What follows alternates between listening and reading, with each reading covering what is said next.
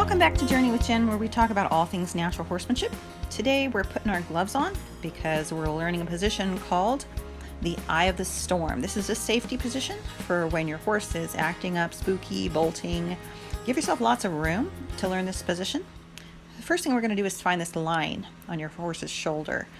So we're going to keep this line in mind, and we want to keep our shoulders behind this line at all times when we're doing this exercise. As you step back to that spot behind the withers, your horse may back up. If he does, just drive him forward. You want to send energy to the inside hind leg, in this case his left hind. And at the point of the hock is where you're directing your eye contact and your stick and string or lead rope for energy to drive him forward. I actually need to create movement in my horse to put myself in this position. So I'm pulling his head toward me and driving his hindquarters around me. And this way I'm getting a small circle. I'm getting this by actually walking backwards in an arc. So as I move backwards, I'm putting my shoulder kind of close in by his withers. And let's look at this from an aerial view. So when I say keep my shoulders behind my horse's shoulders, think of a parallel line that I want to stay behind as my horse moves. I'm keeping my shoulders parallel to my horse's shoulders. And as he begins to rotate, I maintain this position of parallel shoulders to my horse's shoulders and staying behind his shoulders while he pivots. I'm walking backwards in an arc as my horse moves forward in an arc. In this way, I stay out of the way of his front legs so I don't get run over. I'm pulling his forehand toward me, but moving out of the way. Backing up in a small circle is going to feel a little awkward at first, but if you back up, it works a little bit better. And that's because if you turn towards your horse, facing his hind end, he'll move further away from you and not allow you to get into that close little pocket behind his shoulder line where you're safe, the eye of the storm position. So for this exercise, we want to remain facing the same direction that our horse is facing. Here's another little tip that you can try. Go ahead and put your hand on your horse's withers, close to where your shoulder will be. You're going to maintain your hand position while your horse turns. Here's a closer look at that. By creating daylight or space between you and your horse and keeping your arms straight, you create a little space saver. This is a great tool to use for horses that are trying to crowd you or run over the top of you or come to you for security. This keeps them at a distance. In this clip, Gunner bolts and spooks forward, and I pull his head toward me, and his butt swings away, and that way I don't get dragged off. And I reestablish my circle. Of course, he wants to face what was scary, so he starts backing up. When a horse backs up, you can run faster than they can back up. So it's okay if they back up. Just reestablish your circle as soon as you can. Get back into your position, shoulder to shoulder. Let them move. And this expends some of their nervous energy. You can also change it into a lunging position if you want to give them more space once they calm down a little bit. I wouldn't do the lunging position and get out of the eye of the storm position until they're calmer. Another thing you can do is drop their head down. By dropping their head down, you're helping them physiologically to calm down.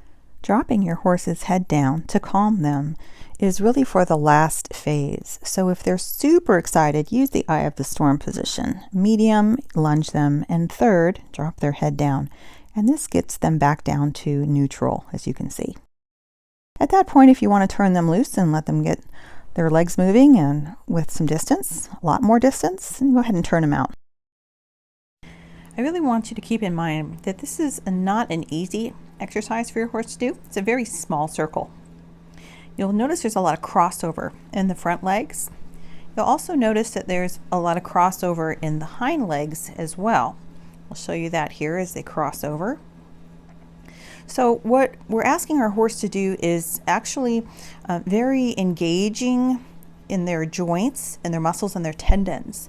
So if you have a horse with injuries to their legs, especially the inside hind leg, like this leg right here, if we're going to the left, is the inside hind leg, it's going to be very activated. We're going to use the full range of motion of all the joints of the inside hind or driving leg. And we're going to put our eye contact there and really talk to that leg as the driving force for the small circle. So if you have a horse that has an injury, just please be conscientious of this and don't do this exercise with an injured horse until they're well. Small circles are very taxing on the joints and tendons.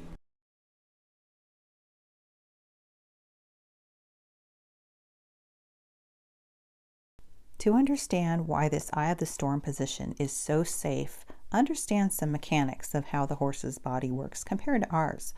Horses' spines are long and we stand tall on our 2 feet. If we're up too close to the horse's head and the horse comes toward us, it can knock us off our feet. Alternately, they can pull away from us and drag us away from them. If we back up and we're closer to their withers, we have more leverage to pull their head towards us, which in turn pushes their rump away from us, which is the business end of the horse when it comes to kicking or cow kicking a strike with the back legs. So staying a little bit further back by their withers as our horse travels around us gives us both more leverage and safety. A pencil is a good analogy for the horse's spine. And the way that this works is when we pull our horse's head toward us, it causes the rear end to go away from us. Alternately, if we drive the back end away from us, it pulls the head toward us. This is because they have long bodies or long spines. They move in opposition. Depending on which direction we have one or the other end of the horse move, it affects the opposite end.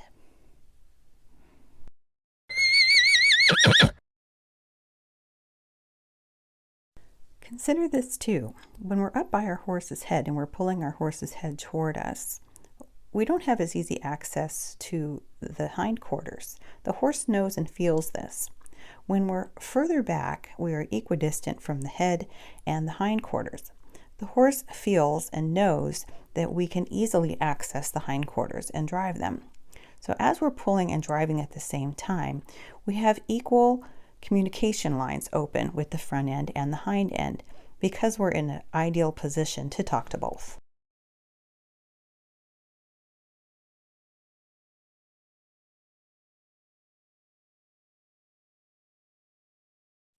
And in this exercise, we are talking to both the front end and the hind end at the same time. There are 2 side circles that we can use from this position.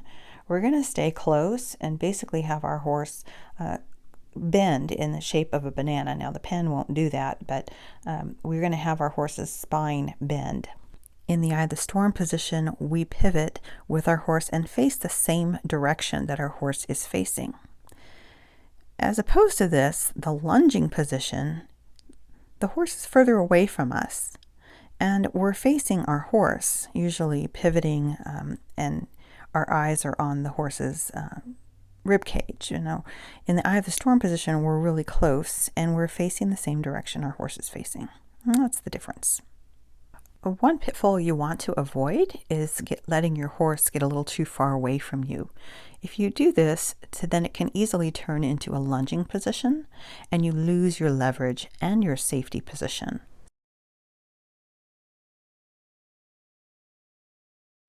You can use this position if you have a very pushy horse that likes to run over the top of you or knock you over with their shoulders. In that case, use that little arm trick that I showed you, that little space keeper where you keep your arm straight and you keep your arm on the horse's withers, and then do let that type of horse stay a little bit of a distance from you with your hand on their withers. That's the exception, and there's always an exception or two when it comes to horse training. Be flexible and ready to adapt this modified eye of the storm position for that type of pushy in your pocket horse. 90% of the time you will be able to do the close version of the eye of the storm position rather than the modified one. And I know this feels counterintuitive to get this close to a horse that's excited and spooking or acting up or wanting to bolt or run away. Human nature says, get some distance from that. But the horseman knows that there is a little pocket of safety, and that's why I call it the eye of the storm, where you can allow your horse to move and be in this little tiny safe pocket of space where you're not going to get run over by the front feet, you're not going to get knocked over by the head and the neck, you're not going to get kicked or struck by the back end, and at the same time you're going to allow your horse to move, which is naturally what they need to do when they're excited to expend energy. Excitement is energy. You can change energy into something else, but you can't make it disappear. It has to go somewhere. So by giving it a place to go in a circle, And you'll find out that a circle is really your best friend. It's the best of both worlds, and it gives your horse what they need while we have what we need during this time of excitement, which is safety. Understand this too. When we ask our horses to cross their legs in the front and the back like we do in this exercise, we're actually taking away the horse's main source of power, which is a position of their legs. If you think of it, when a horse rears up, they don't do this with crossed legs. If they bolt, if they buck, if they drag us off, they can't do this with crossed legs. It takes the horsepower out of the movement that we don't want. So thank you for taking the time with us today. The reason I make these videos and the reason I have telephone conversations with people that own horses is to really give you time to intellectually consider your new skill set and how it works. Because when you're at the barn, you won't have time to do that. And then instead of reacting incorrectly, I want you to have an intelligent response because you have a new skill set that you've taken forward with you. Just kind of tuck it away in your pocket, and that way it's there when you need it.